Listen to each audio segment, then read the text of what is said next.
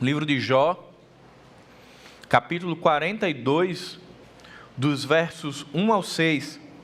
Provavelmente em algum momento da sua caminhada cristã, você já se deparou com o livro de Jó, você já leu o livro de Jó, ou você já ouviu falar a respeito da história de Jó, então é possível que você já tenha familiaridade com o que acontece na trajetória de Jó, e a gente vai estar trabalhando hoje um pouco de um encontro, de uma nova perspectiva que Jó tem a respeito de Deus, depois de passar por um caminho de discipulado muito intenso, e ele vai, no fim da jornada, enxergar um Deus que, embora Deus seja imutável, isso é uma verdade da Bíblia, mas Jó o enxerga diferente.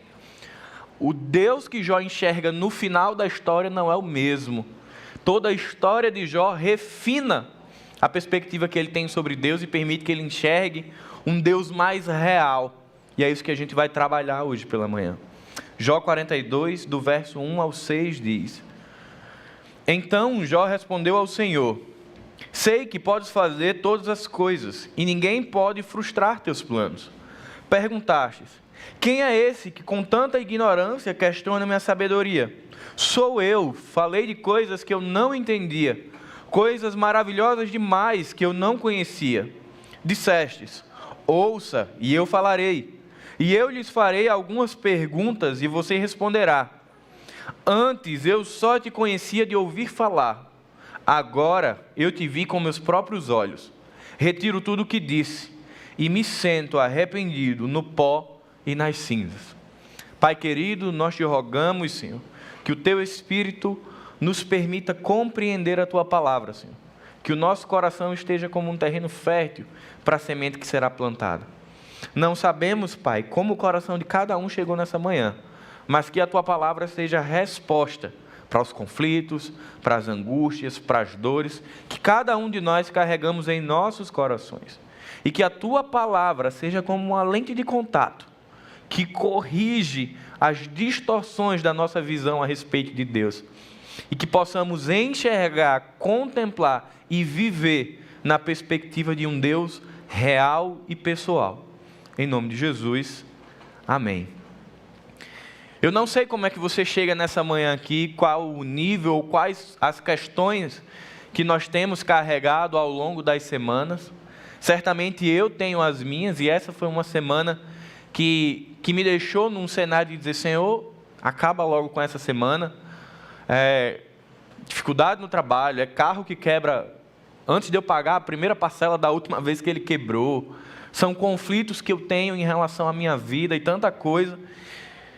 E eu disse: Senhor, tá bom, né? Eu acho que eu já estou entendendo o recado.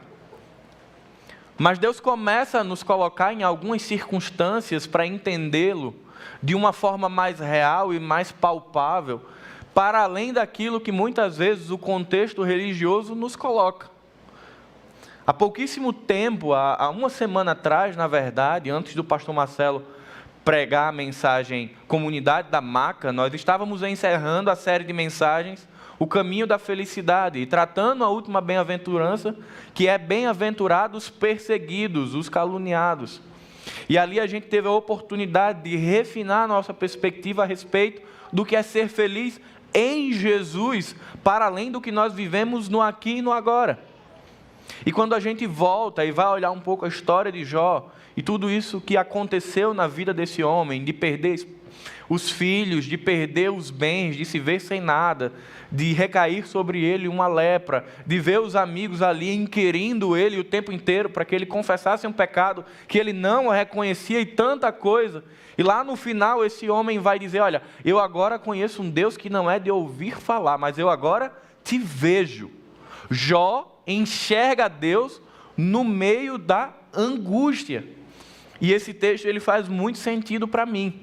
E eu espero que esse texto também revele o Senhor na sua vida, para que nós possamos enxergar a Deus em todas as circunstâncias que compõem a nossa vida.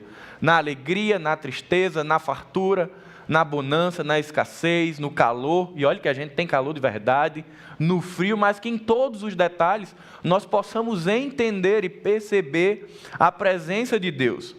E isso é uma oportunidade para a gente romper com um paradigma que hoje tem invadido a igreja cristã. E aí quando a gente fala de cristianismo equilibrado, por isso que é uma oportunidade extraordinária, porque muitas vezes o contexto que a gente vive hoje, eu não sei como é a sua história cristã, por onde você já passou na sua jornada, mas talvez você já tenha percebido que muitas vezes parece que a gente vive pão e circo, uma prática romana de dominação de massa, onde o povo estava crescendo, o povo estava vindo de regiões para Roma, estava ganhando muita proporção, e o governo, para cuidar, para controlar esse povo, para que eles não se rebelassem contra o governo, estabelecem uma prática chamada pão e circo, onde Coliseu fez o maior sucesso. Então ali o povo não enxergava o que o governo fazia, porque estava sendo alimentado fisicamente pelo governo e porque tinha entretenimento. E muitas vezes essa perspectiva de pão e circo, que era usada lá na Roma antiga, de certa forma, talvez de uma forma mais sutil ou mais maquiada, isso entrou na igreja cristã. E muitas vezes as doutrinas que se pregam é de um evangelho que ele é cultivado numa bolha, onde nós estamos fora da realidade e estamos imunes ao que acontece no mundo.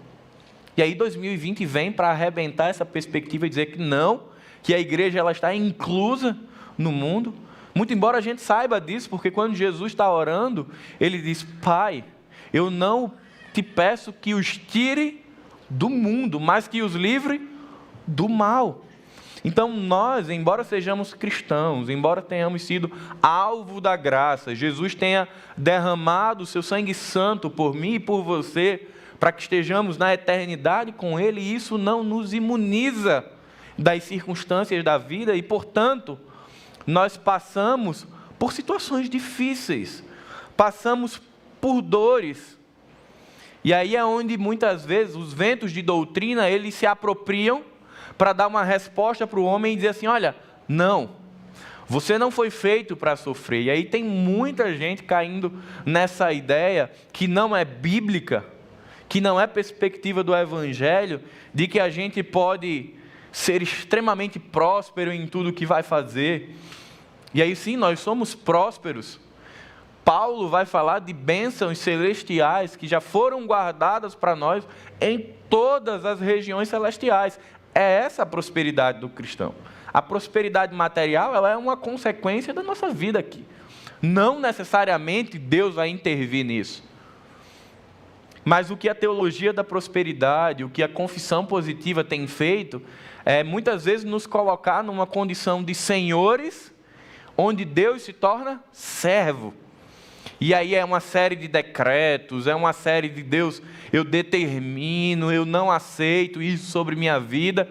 Mas aí quando a gente olha um pouquinho para Jó, vai lá para o capítulo 1 e 2, vê qual é a circunstância e a integridade do coração de Jó, e vê Deus permitindo. E aí Deus permite que a vida de Jó seja assolada em tudo que está à volta dele, no corpo dele, mesmo ele sendo um homem íntegro.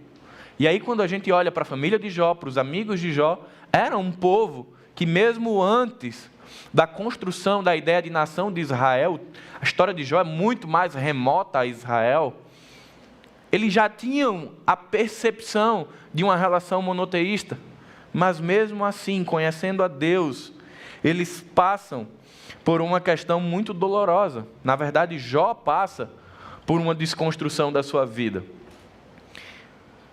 E no meio do livro a gente vai vendo que Jó, embora seja um homem muito íntegro, e ele seja citado no Novo Testamento por Tiago como um exemplo de perseverança, e a gente aprende desde cedo paciência de Jó, a gente vai vendo que Jó tinha sim alguns aspectos da sua visão sobre Deus que estavam um pouco nublados. Ele enxergava Deus, mas Jó não tinha o recurso que eu e você temos. Jó não tinha a palavra escrita. Jó não tinha o testemunho de grandes homens da fé, e Jó não tinha a comunidade da fé para ajudá-lo nesse processo de amadurecimento. Então, quando a gente olha com calma, a gente vê que Jó também tinha algumas questões a ser trabalhado. Jó lança ao Senhor 34 perguntas, que na verdade são queixas, que ele quer que Deus o responda, porque ele não está mais aguentando viver nessa circunstância. E aí a gente vai aprender mais lá na frente que Deus responde a Jó com 70 perguntas de volta. Aí Jó meio que entende, opa, peraí, como bom nordestino, o buraco é mais embaixo aqui. E aí Jó começa a se posicionar onde de fato ele está na relação com Deus. E Jó entra num processo de confissão por não conhecer Deus de uma forma real. Meus irmãos, quantas vezes nós não alimentamos no nosso coração uma perspectiva errada de quem é Deus? Quantas vezes a teologia da prosperidade, confissão positiva, não nos faz romantizar o Evangelho? E aí todas as vezes que as coisas não acontecem como Paulo gostaria, me gera frustração. Ou quantas vezes eu planejo algo, mas não sai como eu queria, ou eu sou surpreendido por alguma coisa, eu fico um pouco desapontado, desestimulado, fraco, frio na fé, porque eu estava imaginando que aquilo não poderia acontecer comigo. Então, quanto mais eu olho para as Escrituras e eu entendo que nessa jornada de discípulos de Jesus, nós teremos uma vida à semelhança do Mestre. E aí, se você ler os evangelhos sinóticos, você vai ver o que foi a vida de Jesus, principalmente no último ano, aquele aspecto de sofrimento, de questionamento, de inadequação pelo seu povo, de rejeição, até a crucificação, você já pode entender que a minha caminhada e a sua caminhada é semelhante à de Jesus e, portanto, envolve aspectos da mesma natureza. E aí a gente começa a trazer a perspectiva de quem é Deus a partir do Evangelho e não pelo que eu quero.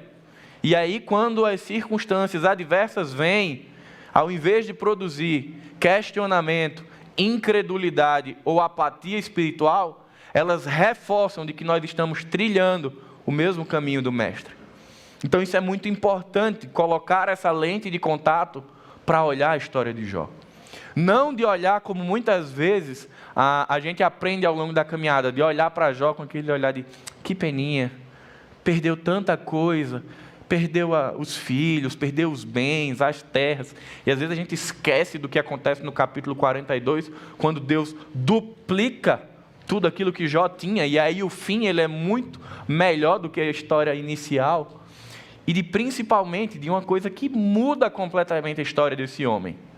De tudo que está, do capítulo 1 ao 41, para mim o que é mais marcante é o que acontece no início do capítulo 42, que é quando Jó diz, espera aí, falei tanta coisa que eu não entendia, falei de coisas que eu achava que sabia, mas que agora eu percebo que eu não sabia. E aí Jó pede perdão a Deus por não conhecê-lo de verdade. A minha oração é que nessa manhã nós possamos ir na contramão dessas cosmovisões que pregam que a gente tem a posse de tudo, mas que a gente possa sair daqui com a convicção que nós somos posse de Deus e que aquilo que a Bíblia nos garante é uma eternidade com Cristo que é incorruptível. Fora disso, todas as coisas vão ser corruptíveis. Fora disso, algo que, como eu falei, me inquietou muito na semana, talvez eu tire meu carro da oficina e ele quebre de novo. E Deus não tem nada a ver com isso. E eu aprenda que aquilo que é minha herança é aquilo que Deus me deu na eternidade e não aquilo que Deus me deu aqui. A minha oração é que hoje eu saia com uma lente de contato e você também, enxergando um Deus real na sua vida. Não um Deus poético, não um Deus romântico, mas um Deus real. Um Deus que vai estar sorrindo quando você está sorrindo. Um Deus que vai estar se regozijando quando você está feliz, mas que vai estar chorando com você quando você estiver chorando. Mas um Deus que vai sofrer quando você sofre, porque esse é um Deus real. Billy Graham, ele vai dizer, o sofrimento faz parte da condição humana e vem para todos nós. A chave é a forma como reagimos a ele. Ou nos afastando de Deus com raiva e amargura, ou nos aproximando dele com confiança. Steve Larson diz, o Evangelho primeiro fere e em seguida cura. Primeiro arranca, depois replanta. Primeiro crucifica e depois ressuscita. É isso que a gente vê o tempo inteiro na história de Jó. A gente vê Deus não respondendo a Jó aquilo que ele queria nas suas 34 perguntas. Mas a gente vê Deus se revelando a Jó naquilo que ele precisa. semana passada, mensagem, Comunidade da Maca, um dos pontos que o pastor Marcelo falou foi: Deus primeiro dá o que você precisa, depois o que você deseja. Mesma coisa com Jó. Jó desejava respostas. Deus não deu a Jó o que ele desejava. Deus deu a Jó aquilo que ele precisava, que era um enquadramento. Nesse momento, Jó precisava ser enquadrado, onde qual era o papel dele na relação com o Criador. A história de Jó não se trata de uma relação de perdas e ganhos. Quando a gente olha para a antiga aliança e a gente vê um pouco de Deuteronômio, a gente vai perceber que era o que a gente chama de teologia retributiva. Eu faço e eu recebo, e isso é estabelecido. Se o meu povo se humilhar, orar e me buscar, se converter dos seus caminhos maus, eu ouvirei dos céus e sararei os seus pecados. A ação de Deus era condicionada a uma ação do povo.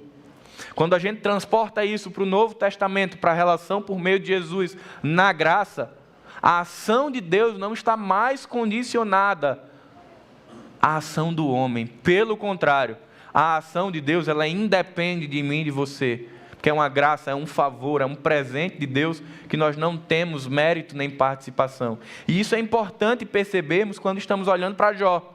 Porque Jó não sabia disso.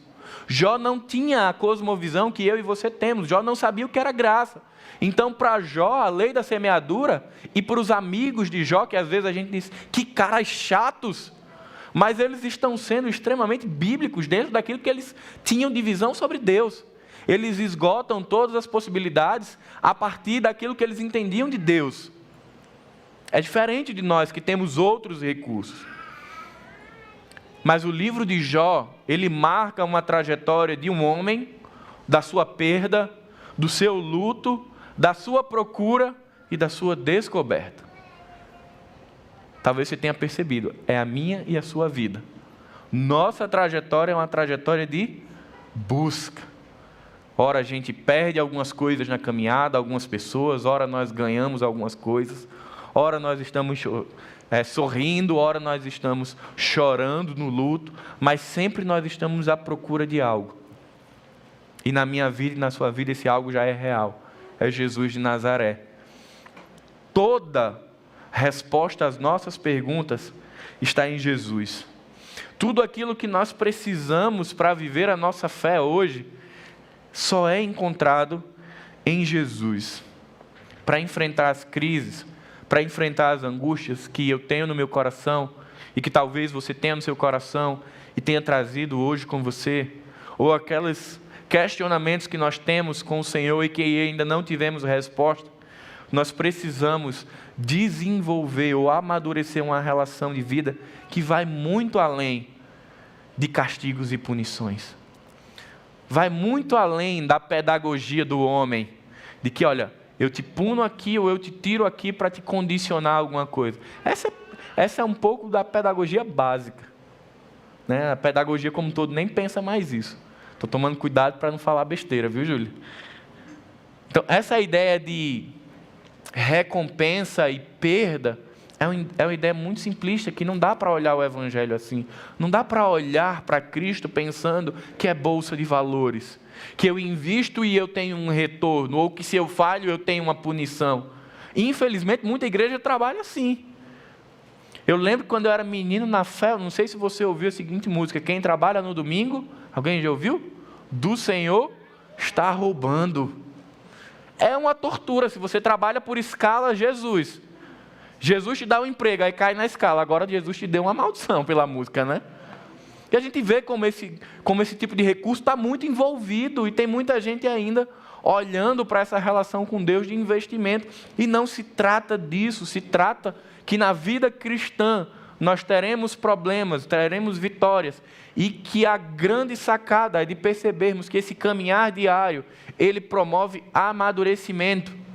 Então, quando eu olho e penso assim, eu tenho 10 anos de evangelho, ou você tem 20 anos de evangelho, o natural deveria ser que a minha visão sobre Deus fosse muito melhor apurada do que no início da caminhada. E aí, por isso, a importância de nós pensarmos em alguns pontos do Deus da imaturidade, e do Deus da maturidade. Existem 2 livros que tratam especificamente sobre esse tema. Outra Espiritualidade, de Ed René. Capítulo 1, ele vai trabalhar o tema Eu Matei Deus. De quando ele conhecia um Deus romântico, mas que na crise da família dele, ele conheceu o Deus real. Deus não mudou, mas aquilo que ele pensava sobre Deus mudou. Um outro livro é a Espiritualidade Subversiva, do pastor Eugene Peterson, onde ele vai trabalhar essa ideia de uma espiritualidade que ela é construída no dia, e não só na festa, que ela se constrói na festa, mas também no funeral. E isso é extraordinário.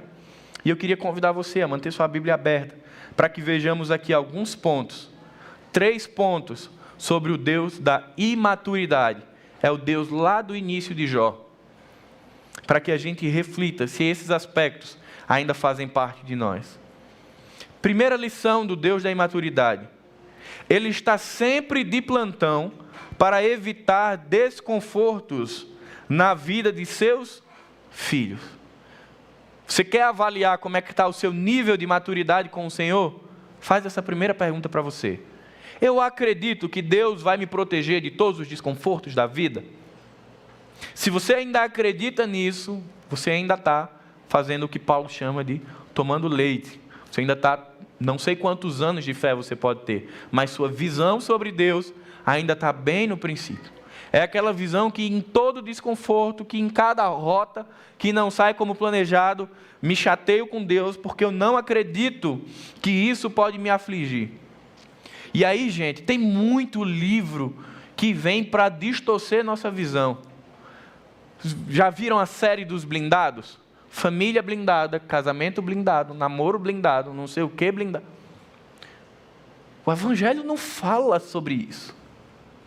E aí a gente vai se alimentando dessas coisas e vai sendo imbuído de jargões cristãos que quando acontece algo ruim a gente já tem uma resposta que diz assim, olha não, meu irmão, isso está acontecendo na tua vida, mas Deus tem um plano grande na sua vida. Porque Deus também não pode ter plano pequeno, né? E a gente vai meio que alimentando assim, não, eu estou sofrendo, mas assim, eu não vou encarar a dor. Porque Deus tem algo por trás. Na verdade, muitas vezes o que Deus tem é na dor. É de nos fazer olhar para ela, porque Jó precisou olhar para a dor, precisou olhar para a angústia, para a perda, para o luto, para encontrar um Deus real.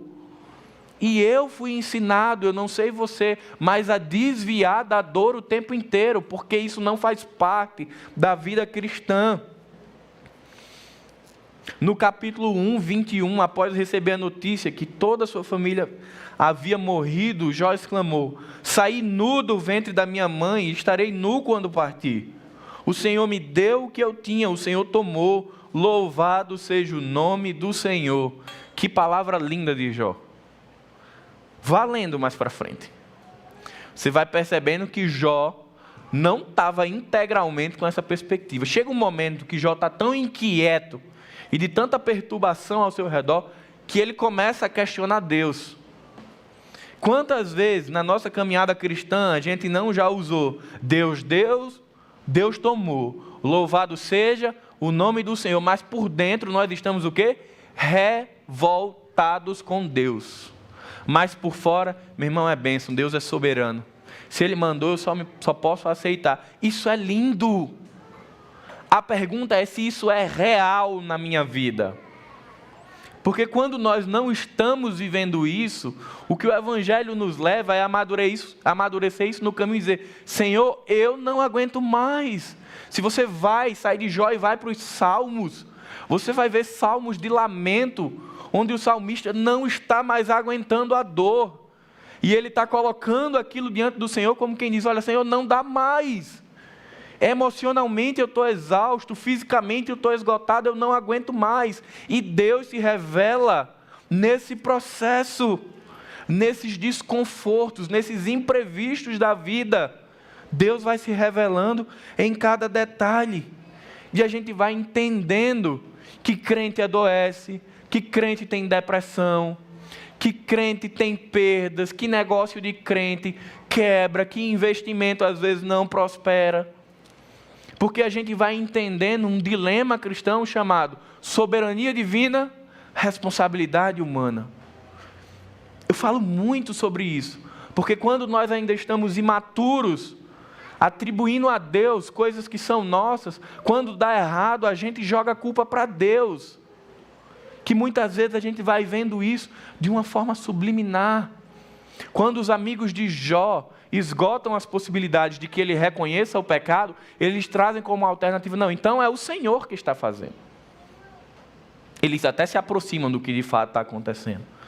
Mas quer ver como a nossa visão às vezes ela é imatura? Um exemplo que eu já dei várias vezes na igreja. Eu vou prestar um concurso público. E eu oro e Deus me revela que Ele tem um lugar preparado para mim naquele concurso.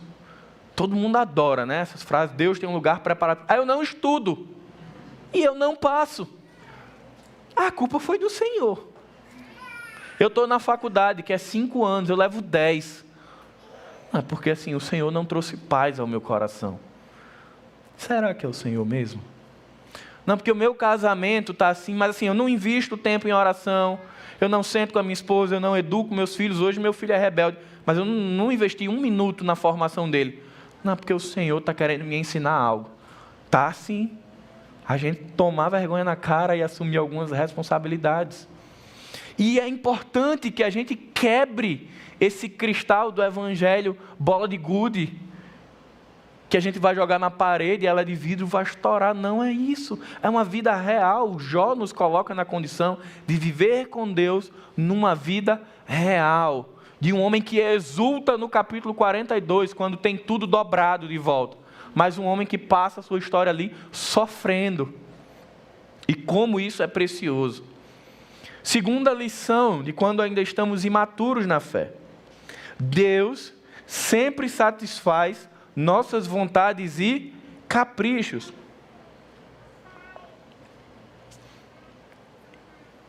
Como que muitas vezes a gente cai nessa lição da imaturidade? A gente quer pequenas coisas. E aí a relação de barganha ela é muito presente nesse contexto de imaturidade. Eu vou ofertar mais, eu vou dizimar mais, eu vou estar em mais ministérios, eu vou fazer mais coisas, e em contrapartida, eu vou receber um plus na graça. E aí a gente vai achando que isso é real, quando na verdade não é. A gente vai querendo, sim, nós temos um pai, que como nós ensinamos aqui na igreja, ele se preocupa com todos os detalhes da nossa vida. Mas isso não significa dizer que o nosso Deus está aqui para cuidar dos nossos caprichos. Jó faz 34 perguntas. Sabe quantas Deus responde? Nenhuma. Deus não responde Jó. Eu não estou dizendo que isso era um capricho de Jó. Mas muitas vezes Deus vai desconsiderar algumas coisas para nos colocar numa situação onde nós possamos enxergá-lo, onde nós possamos reconhecê-lo.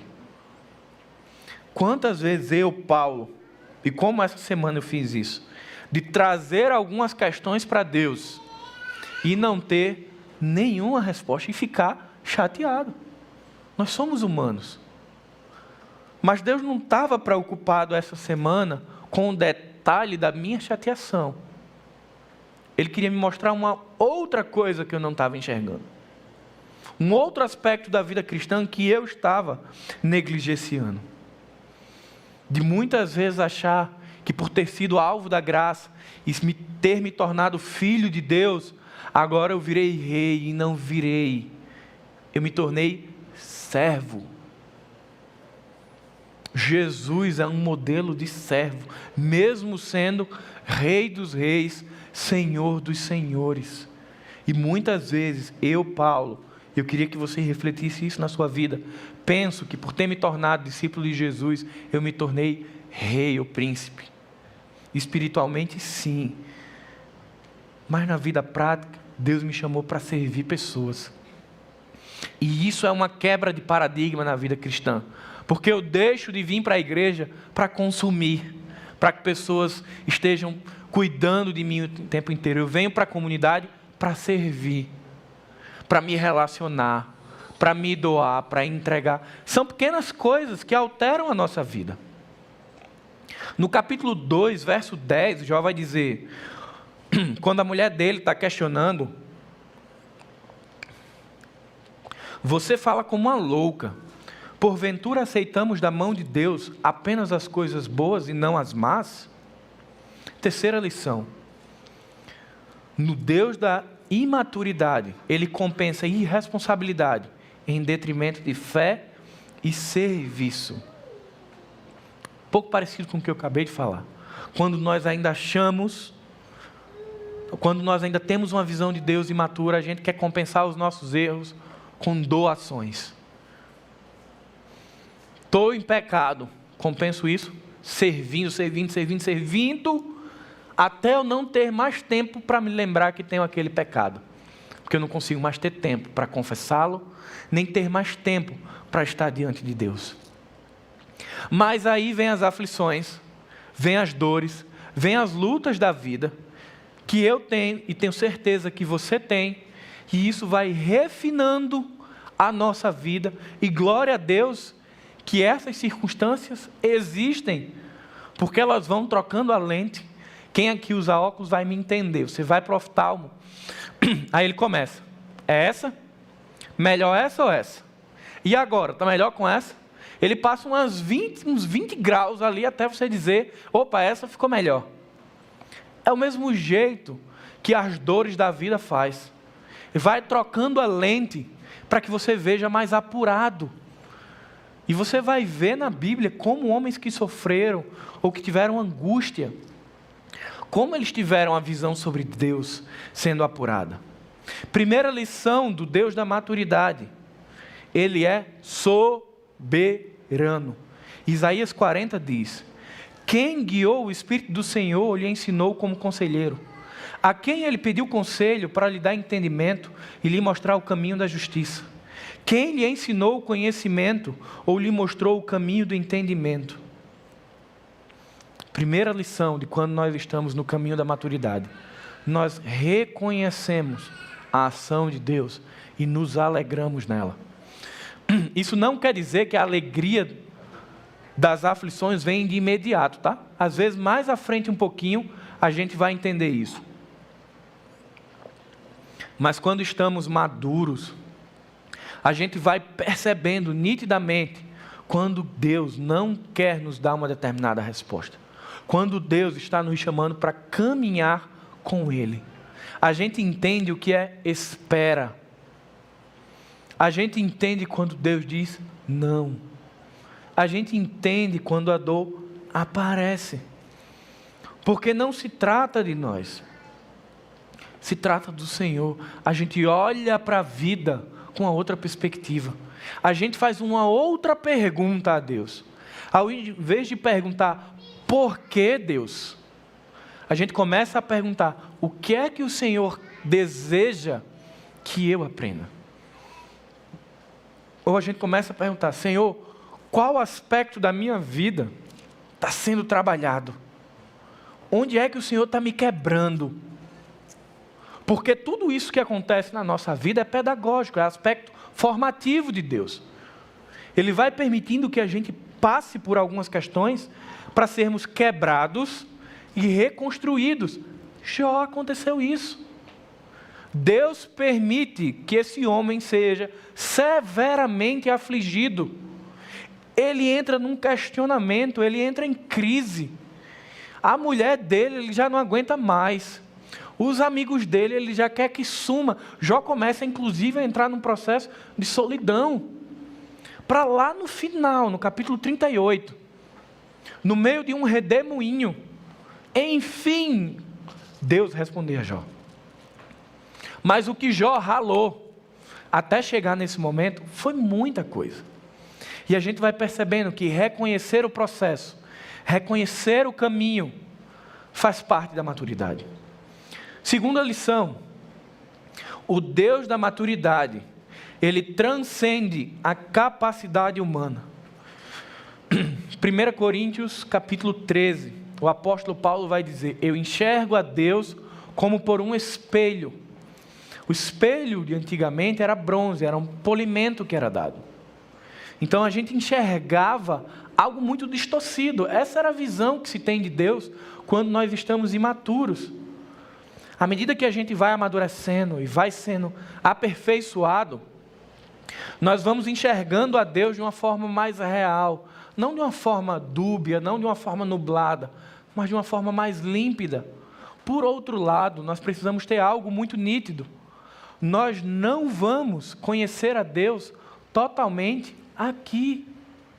Por mais que a gente questione, por mais que a gente peça que Ele se revele, terão questões, terão respostas, que talvez eu esteja fazendo e você também, perguntas a Deus, que talvez a gente só tenha a resposta na eternidade.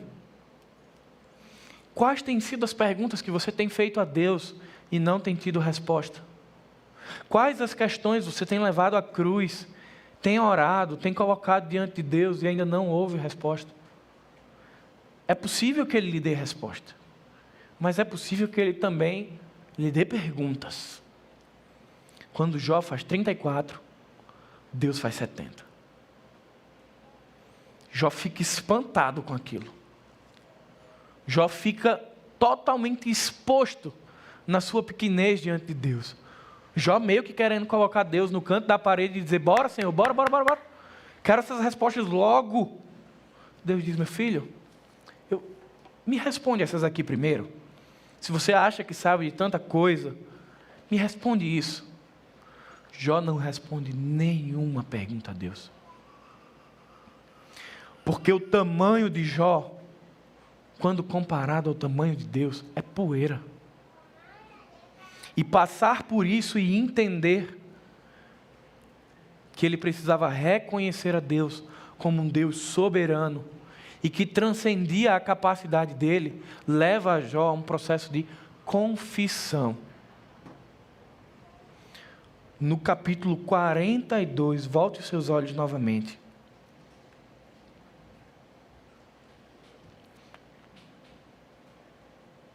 Do verso 3.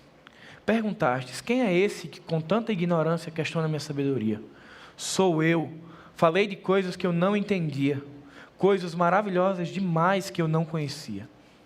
Dissestes, ouça e eu falarei, e eu lhe farei algumas perguntas e você responderá. Antes eu só te conhecia de ouvir falar, agora te vi com meus próprios olhos. Verso 6. Retiro tudo o que disse e me sento arrependido.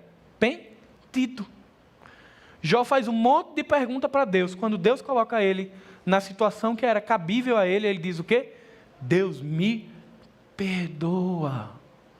Eu não devia ter feito essas perguntas, Senhor. Eu não sei do que se trata isso. Jó estava um tanto quanto altivo de espírito, né? Quantas vezes eu não me achego a Deus, altivo de espírito? E aí o Senhor me coloca numa situação para que eu olhe para Ele e diga, Senhor, eu me arrependo. Eu me arrependo da minha incredulidade. Eu me arrependo da minha fraqueza. Eu me arrependo da série de questionamentos que eu estou o tempo inteiro fazendo. Mas eu me entrego nas mãos de um Deus que cuida de todos os detalhes da minha vida. Nós ensinamos aqui na igreja que conversar com Deus, perguntar a Deus faz parte. Mas o grande lance da história é saber que quando Ele não responder, também faz parte. E de que quando a gente entra nesse espaço, no espaço onde Deus não está respondendo, esse é o mar onde eu jogo o meu barco para ser navegado por Cristo. Porque é o mar da dependência. É quando Deus diz, pisa e o mar se abre. É quando Cristo chama Pedro e ele corajosamente põe o pé e vai. São os momentos onde Deus não nos dá a resposta, mas Ele só diz, você vem?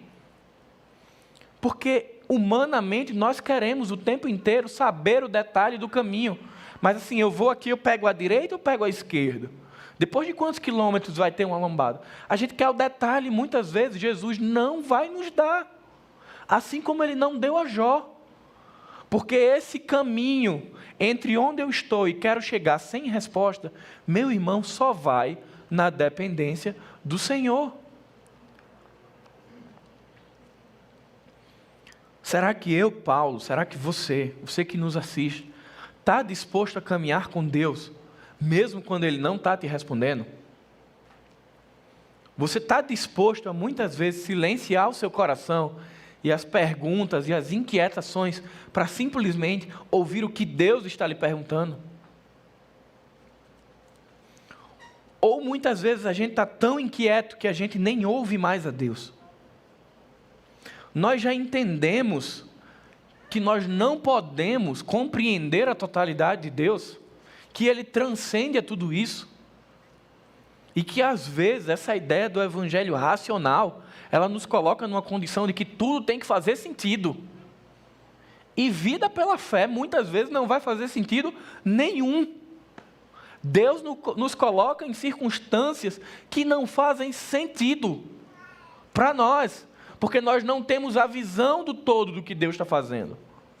Deus está vendo o plano todo e vendo o desenrolar da história da redenção e de qual é nosso papel. Eu, coitado de Paulo, estou vendo aqui. E muitas vezes Deus não vai revelar isso. Ele só vai dizer, vem. Mas esse processo é doloroso, assim como foi para Jó. Terceira lição. Deus se revela ao homem. É uma ação de Deus nas Escrituras, gradativamente, se revelar ao homem. Nós o buscamos. Ele ilumina a nossa mente por meio do Espírito Santo, para que possamos entender a revelação. E nós, aqui no nosso contexto, somos lançados de volta à palavra, para encontrar Deus, para encontrar paz ao nosso coração inquieto. Mas, meus irmãos, glória a Deus por isso, porque é uma ação de Deus.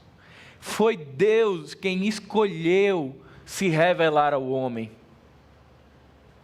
Quando a gente olha para o papel do Espírito Santo, e a gente entende realmente que é Ele quem convence, e o processo de convencimento é uma revelação pessoal de Deus, da graça salvífica, o texto vai dizer, Ele nos convence do quê? Do pecado, da justiça e do juízo. Onde é que o homem encontra alguma resposta nesse processo? Nenhuma. Efésios capítulo 2, que vai descrever a condição de morte do homem, como morto em seus delitos e pecados, nos coloca como inertes. Eu não faço nada para encontrar a Deus. Eu não tenho ação sobre isso. O mérito é todo de Cristo na revelação. E Ele vem se revelando aos patriarcas, aos juízes, aos reis, aos profetas, aos discípulos. Se revela em Cristo e se revela a nós. Só que perceber a revelação de Deus, perceber esse Deus se permitindo ser enxergado, envolve muitas vezes estar em silêncio. Eu não sei como é a sua vida, mas a minha é muito barulhenta. É muito barulhenta. Minha cabeça faz muito barulho. Eu até estava falando com Pedro semana passada, que eu tenho muita dificuldade de ficar quieto. Quando eu não tenho nada para fazer, eu fico muito inquieto. Nem que seja quebrar alguma coisa em casa, para dar trabalho. Mas tenho que fazer alguma coisa. E quantas vezes, por ter uma vida assim, eu não consigo ouvir, porque eu não consigo parar. E às vezes, Deus nos coloca em algumas situações para dizer assim, meu filho, você vai ficar aqui, porque você vai ouvir o que eu tenho para falar para você. E a gente olha na história do Antigo Testamento, do Novo Testamento, situações onde a mão de Deus vai de encontro a alguém para que ele pare.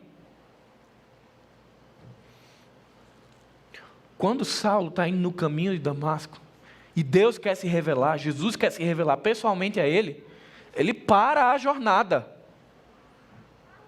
Não é um encontro, ele caminhava, ele para.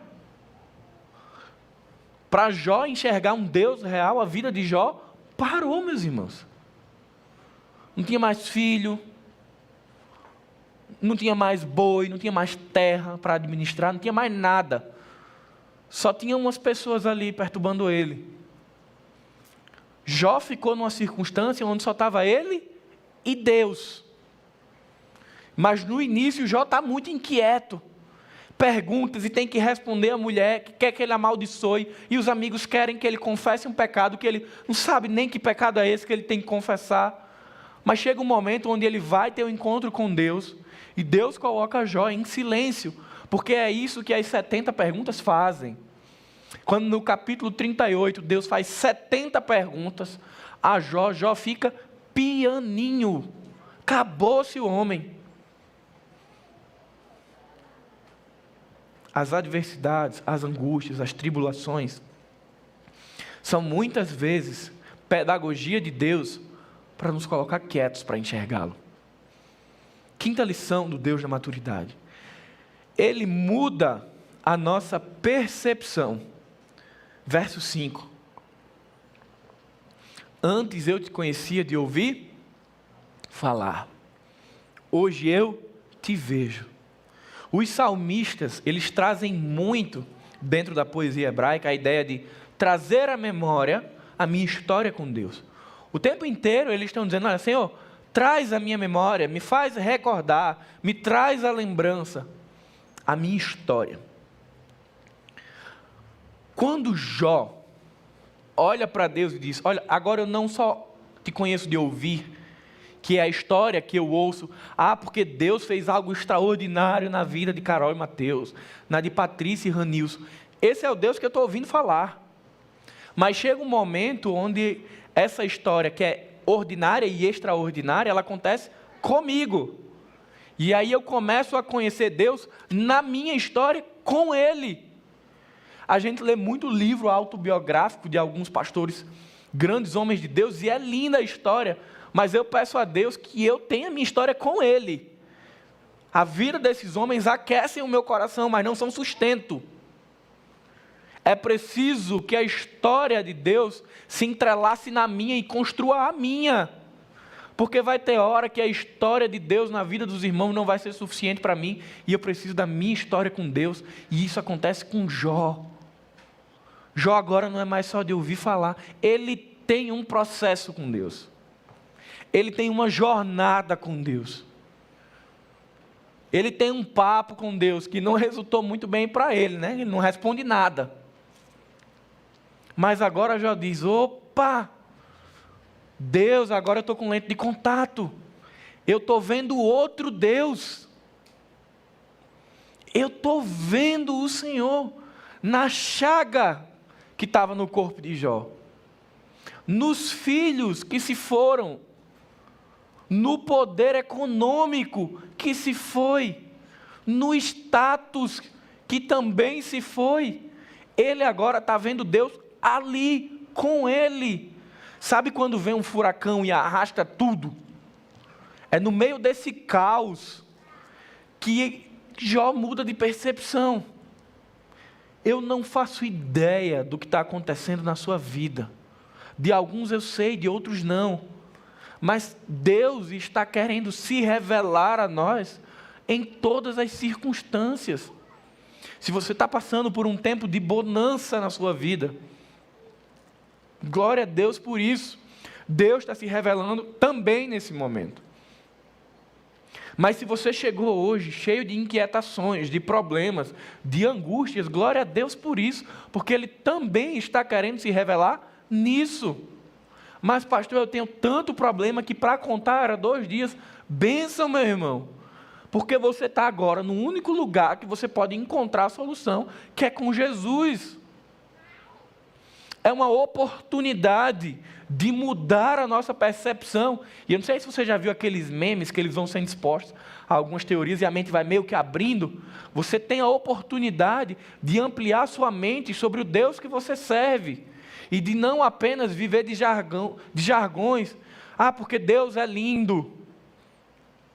Porque Deus é maravilhoso, conselheiro, Deus forte, Pai da eternidade. A gente aprende essas coisas. A gente aprende na igreja. Eu aprendi desde cedo. Meus irmãos, eu entrei na igreja com 10 anos.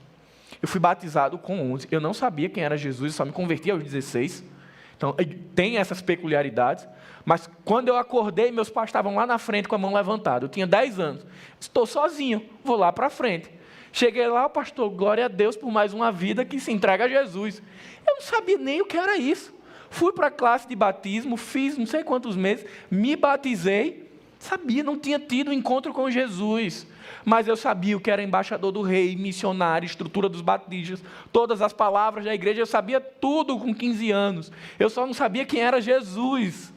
Foi aos 16 que eu encontrei Jesus, eu já tinha 5 anos de crente, entende?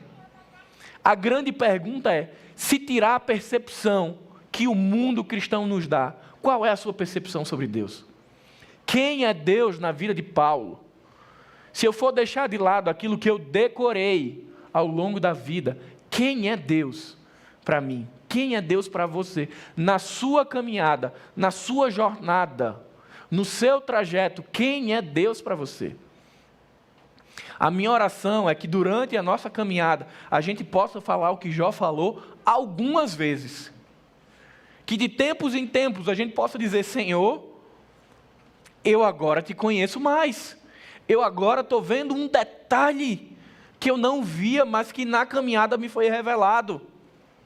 Agora não é mais o Deus romântico, é o Deus real, que caminha no deserto, que passa comigo pelas aflições, mas é o Deus que se regozija quando eu estou feliz, é o Deus que cuida de cada detalhe dos meus sonhos, dos meus desejos.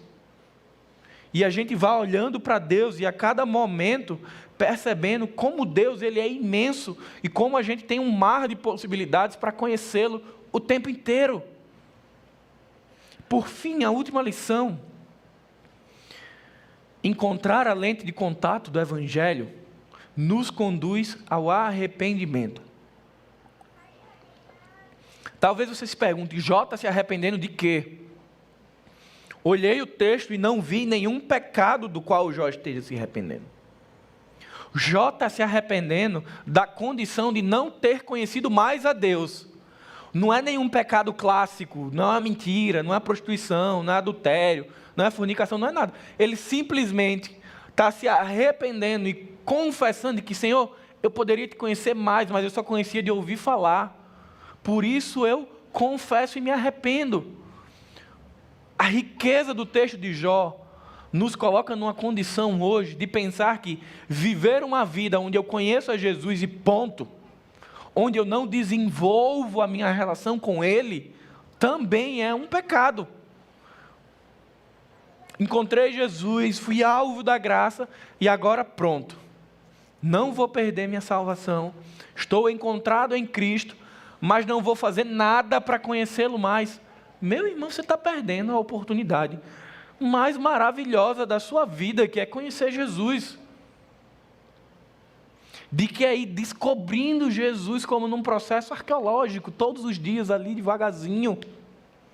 E aí tem muita gente que diz assim, não, porque quando chegar na eternidade, eu vou conhecer. Meu querido, você tem a oportunidade hoje, porque a eternidade na vida do cristão não é um evento futuro, é um evento que tem data de início, que é quando Jesus nos alcançou. Ali eu entrei no plano da eternidade. Então, pelo amor de Deus, se você imaginava que conhecer a Jesus é para a eternidade, entenda que a eternidade já veio até você e que você já está na eternidade. Não é um evento com data e hora que só Jesus sabe e que você vai entrar na eternidade. Ali a gente está falando da segunda vinda de Cristo. Descobri-lo, se relacionar e vivê-lo é agora. É do dia que Paulo encontrou Jesus. Ali começou a eternidade para mim. Ali, quando eu fui alvo da graça, eu já não estava mais sobre a condenação do pecado. A minha vida já era outra. Ali Jesus entrou e mudou a rota. E para finalizarmos, talvez em algum momento você já tenha se perguntado o porquê, e aí eu queria que você voltasse para o capítulo 38. O porquê que Deus espera tanto tempo e as circunstâncias onde Ele se revela a Deus, se revela a Jó. Capítulo 38, verso 1, 2 e 3. Então, do meio de um redemoinho, o Senhor respondeu a Jó: quem é esse que questiona minha sabedoria com palavras tão ignorantes? Prepare-se como um guerreiro, pois lhe farei algumas perguntas e você me responderá. Aqui Deus começa a dizer: Jó, agora você vai ver. Fica como um guerreiro. Mas você percebeu no capítulo 1 qual é a circunstância? Qual é o símbolo do momento onde ele conhece a Deus? É no meio de um redemoinho, de um furacão, de um tornado, a depender de qual é a sua tradução. Você percebe que Deus escolhe se revelar a Jó no meio do caos? Quando a gente vai para a ciência, os cientistas vão dizer que no meio de um furacão, no meio do tornado, o epicentro dele é o lugar de maior calmaria no universo. É no meio do furacão. E quando eu descobri isso e eu olhei para o texto de Jó, para mim fez, meu Deus. Quando Jó encontra Deus, ou quando ele é encontrado por Deus, no meio disso, ele tem a oportunidade de estar com tudo fora. Tudo está fora do lugar, e ali só tem quem? Ele e Deus. É um lugar pacificado para ele tratar com Deus, e Deus tratar com ele. É quando eu olho para esse texto, 38, verso 1, e penso no redemoinho, que eu digo, Senhor, eu não gosto de passar por problema, mas que bom que o Senhor não faz o que eu gosto. Que bom que o Senhor me dá o que eu preciso. Porque tem sido no meio dessas questões que eu tenho tido a oportunidade de conhecer a Deus. E aí, irmãos, para concluir, eu tenho vivido esse olho do furacão. E não pense que olho de furacão é negócios. São questões suas com Deus. Às vezes envolve finanças. Mas sendo muito transparente sobre mim e dizendo, orem por mim. Por muito tempo, Niele quis algo. E eu dizia, não é o momento. Não é o momento, não é o momento, não é o momento. Que era ser mãe. Porque na minha cabeça eu precisava fazer algumas coisas para preparar. E fiz. E quando eu disse, eu estou pronto, eu disse, agora Deus vai só responder ao meu desejo. E Deus não tem respondido. E essa tem sido a minha crise. Essa tem sido a minha dor, a minha questão com Deus. E eu sei, e eu preciso aprender que, Senhor, o que é que você quer me ensinar? É fácil? Não é. Qual é a sua questão com Deus? Eu tenho plena convicção que o que o Senhor está fazendo na minha vida e na de Niele é colocar uma lente de contato. Para que a gente enxergue um Deus real. Não o Deus que eu achava que estava pronto para responder ao meu planejamento. Mas um Deus que cuida da minha vida no planejamento dEle. E a gente não deve temer confessar isso. A gente não deve se envergonhar. Porque se existe um espaço onde a gente pode confessar com segurança, é aqui. É na comunidade da Maca. Porque um dia a gente está descendo a corda de alguém. No outro dia, alguém está nos descendo pelas cordas.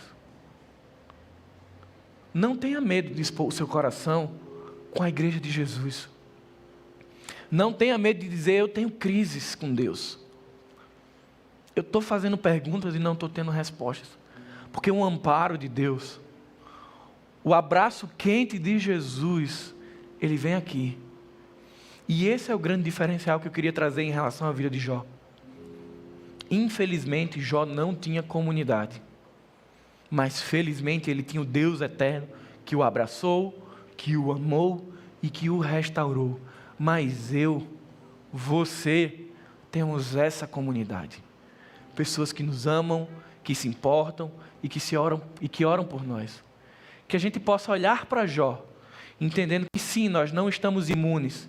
Nós sofremos, nós questionamos a Deus, nós ficamos inquietos, angustiados, mas nós temos a Ele, nós temos a comunidade, e por ora, basta. Quando o Senhor vai responder a mim e a você, não sei. Se Ele vai responder, não sei. Eu espero que sim, eu oro que sim, mas se Ele não responder, que nós possamos olhar para o que Jesus disse para Paulo: a minha graça te basta. que essa resposta de Jesus para Paulo possa ser uma resposta ao meu coração, todos os dias. E que ela possa ser também uma resposta ao seu coração. A graça de Jesus, ela basta. Pai querido, nós queremos te agradecer, Senhor. Porque tantas vezes, Pai, nós somos inquietos, questionadores, incrédulos, mas o Senhor amorosamente, cuidadosamente, vai suprindo as nossas necessidades, vai se revelando a nós, vai usando pessoas para nos amar e vai nos mostrando que além do que a gente quer, do que o que a gente deseja, existe um Deus que se entregou por nós, que invadiu a nossa história e que Ele supre tudo, e que Ele é a resposta para tudo, e que nada do que queremos é uma necessidade para sermos completos, porque já somos em Cristo. Pai, que essa verdade de que a vida cristã tem buracos, tem arranhões, tem machucados, que isso seja para nós um motivo de alegria, por percebermos, Pai, que todos os dias, no meio disso tudo, no meio do furacão, Pai, existe um lugar de paz, chamado Jesus. Pai, a minha oração é que o Senhor me leve aos meus irmãos, leve a nossa igreja a esse lugar de paz. Que no meio de tudo que tem acontecido no mundo, no nosso país, nas nossas vidas, nós possamos chegar no centro disso tudo, sentarmos no chão como uma criança, Senhor, e dizer: Pai, me ensina sobre a vida. Pai, se revela a mim. Eu preciso tanto da Tua graça, eu preciso tanto te conhecer. Senhor, me ensina. Que o amor de Deus o Pai, que a graça de Jesus e que o consolo do Espírito Santo seja com cada um de nós, hoje e para sempre. Amém.